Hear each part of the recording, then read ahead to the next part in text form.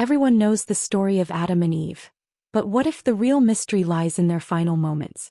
Hidden in ancient texts is a clue, a single word, that reveals who truly died first.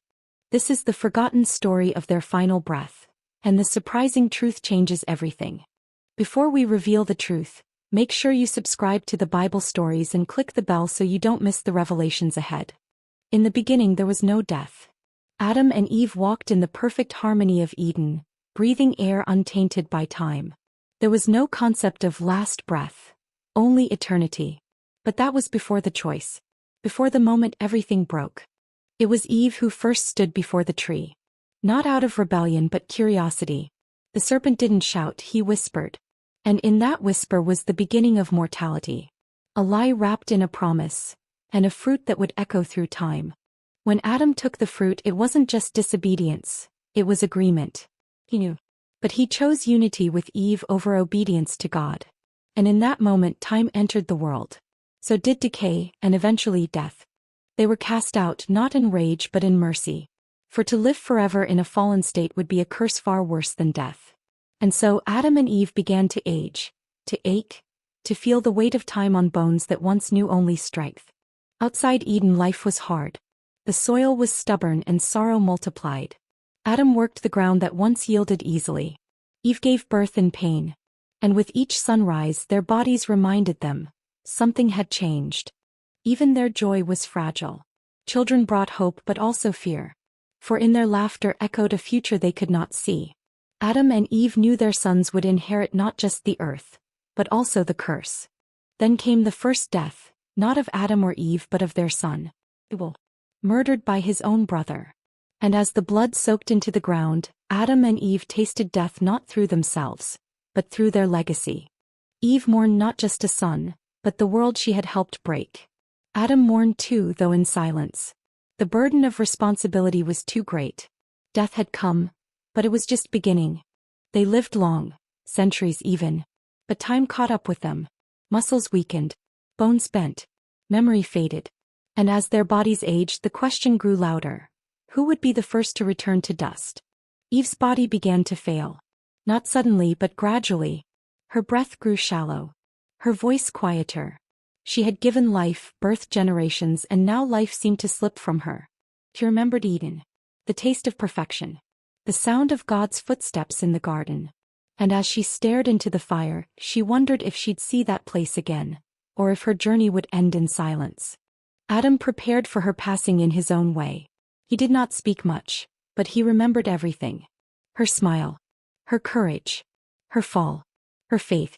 And he carved those memories into stone, hoping someone would remember. They spoke of nothing. Just stared at the sky, two souls nearing the end of their journey. They had walked through paradise, pain and promise. And now the stars reminded them of something eternal. Eve lived long enough to see generations rise. Her name carried both weight and wonder. She was mother to all, and yet so few understood her sorrow. But she bore it with grace. And then in the quietest of nights she slipped away. Not in agony but peace. The one who first touched the fruit was the first to return to dust. Eve died, and Adam was left alone. Adam did not weep loudly. He walked into the wilderness, into memory, into mourning. For though he was the first man, he was now the last of two. And silence was his only companion. The world had changed again. Without Eve, the silence grew heavier. Every sound reminded Adam of her laughter, her questions, her presence. But now only the wind answered. Memories returned like waves, how she'd nurtured, taught, laughed. Eve was more than a name in Genesis. She was the first woman, the first mother, the first to grieve and love in a world learning to live again. Adam began recording everything, not for himself but for the generations who wouldn't know Eden, who wouldn't remember her. He wrote so they'd remember the truth, and the woman he loved. As he aged, children came to him. Not for power but for story. He was a walking history scroll. And every story he told pointed back, to the garden, the promise and the cost. He dreamt of Eden often. Of the tree of life just beyond reach. He called to him not in words but in memory. As if to say, this is not the end. He cried out once more to the God who had formed him from dust. He didn't ask why anymore. Only, when. When would the world be restored? When would pain end? Adam lived long enough to see progress. Fields grew where dust once ruled. Homes stood where tents once flapped. And still, every advance bore the shadow of the fall. He often saw her in reflections, not out of madness but memory. He was part of him, bone of his bones. And though death had come, love had not ended. Before he died, Adam marked her grave, not as a monument to loss but to love.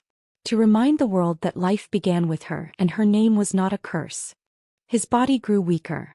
His words slower. But his heart, it beat with the rhythm of hope. Hope that one day the curse would be broken and Eden would open again. One night Adam dreamed of a messenger. A being of light, wordless yet comforting. He didn't speak but Adam knew. His time was near. He gathered them once more. His voice trembled but his eyes were clear. Remember him, he said, the one who walked with me. The one who will walk with you again. When Adam's breath finally faded, the world paused. The first man had died. But his story didn't end there. His dust returned to the earth, but his spirit remembered Eden. And so they lay the first two together again in dust, in memory and in legacy. Eve first, Adam last, and between them the beginning of us all. The garden was gone, but not the promise. Each step humanity took was because two people once walked in perfection, and then chose to live, to love and to hope. From their dust rose nations. From their choices stories. The lineage of faith, sorrow and salvation. But at the root of it all was a garden, and a man and woman who lived and died. One day the garden will return. Not just in dreams but in reality. And those who longed for it, like Adam and Eve, will walk it once again redeemed. Their story isn't just ancient history, it's our origin. Our warning. Our hope. And it ends not in despair, but in promise. Who died first? But who gave us life? Both. Their story remains etched not in stone, but in every soul who asks where we came from, and where we're going. And now you know. The truth buried in centuries of silence. The answer was never hidden, only waiting to be seen with new eyes. The story of Adam and Eve is not simply about sin. It's about the cost of freedom, the weight of knowing, choosing, and living with consequence. And that story is written in every generation since. Eve was not just the first to disobey, she was the first to hope again. Her death was not her end, but the beginning of remembrance. A silent testimony of faith born through tears. Adam's final words lived on. Not in ink but in fire. Passed from voice to voice, camp to camp. His regret, and his awe, echoing in the hearts of those who carried his name. Where death planted despair, God planted promise. Even the soil that covered Adam and Eve would one day birth renewal. The curse wasn't the final word. Love was. The dust that covered Adam's body would one day cling to another, one who came to reverse the curse. And in his death, the door back to Eden was cracked open.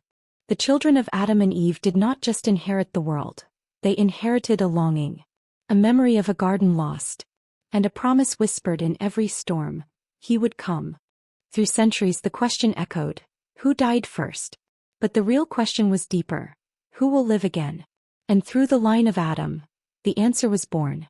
Every life born after Adam and Eve stands before one truth. Death is certain but not final. The judge who banished them is the same who planned their return. Between earth and Eden now lies a bridge, built not by stone but by sacrifice. And the footprints that walked away from paradise are returning one by one. One drop of divine blood rewrote what Adam's fall had inked in stone. From death, life. From curse, blessing. From exile, the road home. Every generation holds the same seed, a question, a hope. Whether we plant it in faith or fear determines if our garden grows or dies again. Adam's story is not meant to shame us.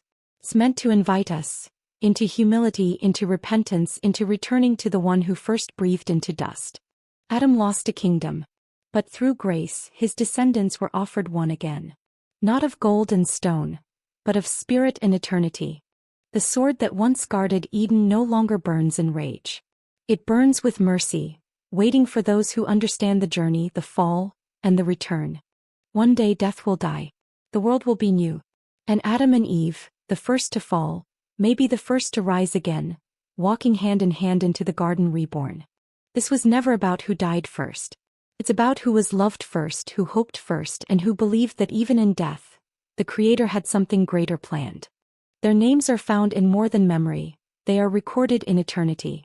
From the first page of history to the final chapter of redemption, Adam and Eve are remembered. Time itself bends around their story. Every tick echoes their choice. Every grain of sand whispers the need for mercy and the hope of restoration. The world did not end with their burial. It began again. And heaven never stopped watching. Angels marked each generation, waiting for one who would reverse it all. The Redeemer came, not from heaven alone but through their very line. God chose to walk in flesh, down the same dusty path Adam once wandered. Where Adam's sin brought separation, Jesus brought reconciliation. The storm of judgment broke, but on him, not us. Eden's door creaked open again. Adam and Eve were the first to walk with God, and fall. But through the gospel their children would walk with him again, this time with fire in their hearts. The peace they lost, it's coming again. A day when the earth won't fear death. A garden where no sword hangs overhead and no shame hides behind leaves. Eden wasn't destroyed, only hidden. And God's plan wasn't forgotten, only unfolding. Each life circles the same truth. We were made for more than dust. Even death had its limits. It tried to claim the first couple. But God had already sown life beneath its shadow. And from that tomb hope burst forth. The path back to Eden isn't easy. It's narrow, costly. But it ends where all stories began, in the arms of the one who never gave up on us. One day the judge will declare it finished. And all who clung to faith from Adam onward will be justified. Not because they were perfect, but because he was. They were not just the first to fall, they may be the first to rise again. Not in shame but in grace. Redeemed, restored, returned. The river once cut off is flowing again. Through mercy. Through Christ. And it carries with it every redeemed name, even the very first two. He formed man from dust. And even now he's still forming. Still breathing. Still raising dead things back to life. Adam's end was never the end. Even the smallest carry the weight of Eden. The weight of memory. But they also carry something greater. The promise that this isn't all there is. Jesus spoke those words, but Adam heard them too. The weight of guilt lifted. The final chapter written. The circle complete. She took and ate once in defiance. But in the new Eden she takes again, not in rebellion but in reverence. All is made right. The tree they were banished from now welcomes them. And from it flow healing, peace, and the fruit of forever. This is not myth. This is promise. Time started with them. And now, in eternity, it continues through them. Not as sinners, but as sons and daughters once again. Their mistake became our legacy. But their redemption is also our inheritance. What was lost in the garden was won in the grave, and gifted to us all. They stand now among the cloud of witnesses, not in shame but in testimony. Theirs was the first fall, and the first to be forgiven. What once was closed, guarded, feared, is now open. The gates of the garden are no longer behind us, but ahead. The Lamb who was slain walks with them now. The same one who once formed them from dust, now wipes every tear from their eyes. Graves are not ends, they're gates. And from Eve's first breath to Adam's last tear, the story only ever pointed to resurrection. The story began with dust, and ends in glory. What we lost in the garden we find in the garden once again. Even in death they were not finished.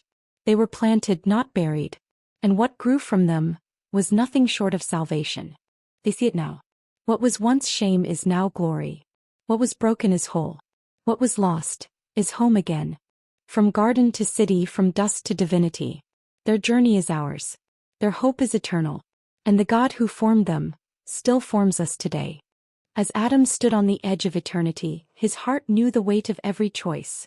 The garden he lost, the sweat of the land, the sound of his wife's final breath. But more than regret, he felt something deeper rising, a gratitude so powerful it broke him to tears. He saw beyond what he ruined, and into what God had restored. And in that moment he knew, grace was greater than guilt. Eve, once burdened by shame, now danced in the light of restoration. Her heart, once crushed by grief, now soared in perfect peace. She saw the garden not through eyes of exile but as a daughter returning home. Every tree, every breeze, every burst of fragrance whispered, "You are not condemned. You're loved. You are chosen." Heaven never forgot them. Their names, the first ever spoken by God, were never erased from the book. Written in light, sealed by promise, redeemed by the Lamb. Not a tale of two failures, but a testimony of first grace, first forgiveness, first love that never faded. This was the tree they once lost. Guarded by angels, feared by generations. But now the sword was gone. The flame of wrath extinguished. The tree stood waiting, not as a warning but an invitation. And they approached not with trembling but with joy. Because the way had been made. The curse had been crushed. And then he appeared. The one who walked with them in Eden, and carried their burden to the cross. They didn't need to see his face to know who he was. They recognized his voice, his mercy, his wounds. And they fell not from fear but in worship. Their Maker, their Redeemer, their friend. No words were spoken, only tears. The first humans face to face with the God who never stopped loving them. And though they had once blamed each other, now they held each other's hands. In unity, in forgiveness, in awe. Heaven wept with them, not in sadness but in sacred joy. The moment Adam and Eve stepped into glory, heaven erupted. Not because royalty had arrived, but because the lost had come home. Every angel, every saint, every creature sang the same song. The beginning has been healed. What was broken is now beautiful. Their legacy didn't end with their deaths. It lived in every prophet, every psalm, every prayer. Through flood and fire. Through exile and exodus. Through cross and crown. The river of grace kept flowing because they believed. And so must we. The world may forget beginnings but heaven never does. That seed in your heart. It came from Eden. From the same soil they once walked. You carry not their shame but their second chance. You are not doomed to repeat their fall. You are called to continue their redemption. The path they carved through dust and blood was never meant to end in death. It led upward, through promise, through pain, through prophecy, to glory. And now that path is open to you. Not easy, not perfect, but paved by grace. What they shattered was real. But what God rebuilt was greater. The mirror of mankind's soul, once broken by pride, now forged into a crown of humility. The fall was loud, but the restoration was louder. The enemy who whispered death has no more voice. His hiss silenced. His lies exposed. At the very spot he struck his first blow, heaven planted the victory tree. And its roots still bleed mercy. Not all stories have happy endings. But this one has something better. A holy one. Because they didn't just walk away from the garden. They walked toward redemption. Together. And that walk is not over. God's story was never about just one moment. It was always a journey, from breath to promise, from exile to embrace. And no matter how far we roam, he draws the map back to him. Behold, the garden returns. Not as a memory but as a kingdom. No more thorns. No more hiding. The place of shame is now the throne of grace. And it welcomes you home.